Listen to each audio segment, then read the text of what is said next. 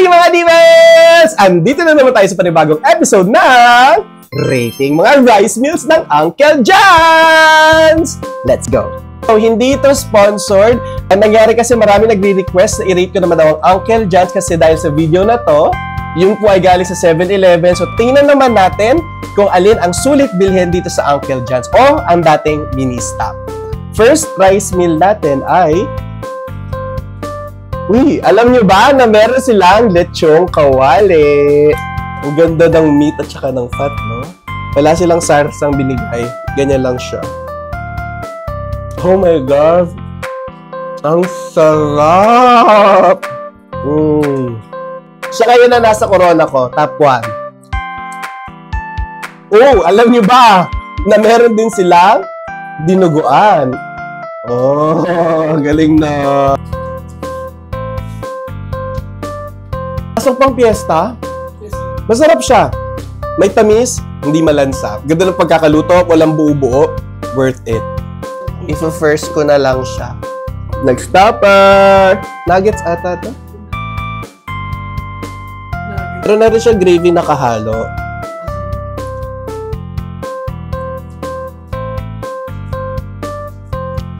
Spicy. Pwede na. Siguro dahil nababad sa gravy, kaya sobrang lumambot. Mushy siya, mushy. So maganda, pag-order nyo, kainin nyo agad. The flavor is there, lasang nuggets.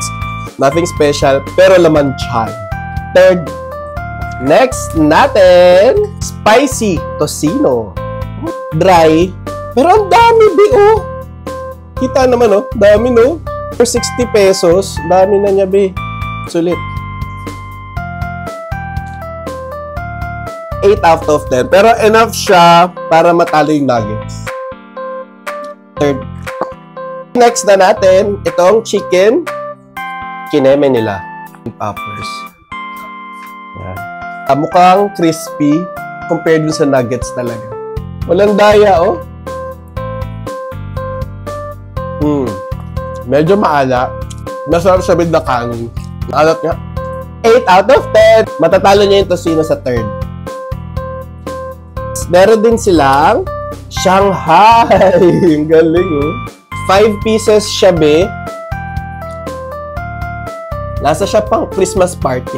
Kaya sinabi sa school niya na, oh, magpapatlock tayo, magdala kayo ng lumpia. Yung mga pinaglamigan na ng gawa ng nanay ng mga klase nyo. Ganun lasa niya. 7 out of 10. Next natin. Ano to? Kala ko ba walang sisig? No, lechong paksiw. Lechong paksiw siya, guys. Mukha siya sisig, pero lechong paksiw. God, ang sarap. Masarap yung sabaw. Lasa-lasa mong paksiw siya, at ang dami niya sauce hanggang ilalim. Itong chicken, galing sa top 3 ko, nandun siya top 4. Si paksiw, doon sa second, lechong kawali, third. First ko ngayon ay, di na ba? Hala, may Bicol Express! Sulit siya, ang dami. Sarap. Malinamnam, nagbabalanse yung lasa ng alamang, nung gata, taba, masarap. Shucks! Number 1. Hoy! Wala na dyan kawali! Wait, ang hirap. Masarap lahat. Except doon sa nuggets. Pwede mag-tie. Ipapantay ko sila na dinuguan. Number 1 ko silang dalawa. Bicol Express, dinuguan. Pa 62 pesos to. Meron silang bago. Para siyang barbecue. Pag dalawa binili mo, guys, 115 pesos ata, no? Bacon fat yan, no? Bacon, hotdog. Okay lang. Manamis-namis yung bacon, para siyang honey curd. Uncle John's Chicken! Excited sa chicken! Yes, stick pa natin. Pwede kasi sa preference mo, eh. Masarap talaga yung chicken nila, be. Here's my final verdict kung ano ang sulit sa hindi. Pare-parehas halos ang presyo ng mga toppers nila. If bibili ka ng mga to, tocino, nuggets, or Shanghai, wala naman akong pakialam kung gusto nyo pa rin siya. Pero sa akin, I recommend, para sulit lalo yung bayad nyo, kung nakain ka ng dinuguan and Bicol Express, ito na yung bilhin nyo. Kasi mas full meal ang experience lasa. May sabaw, may sarsa, maganda yung lasa.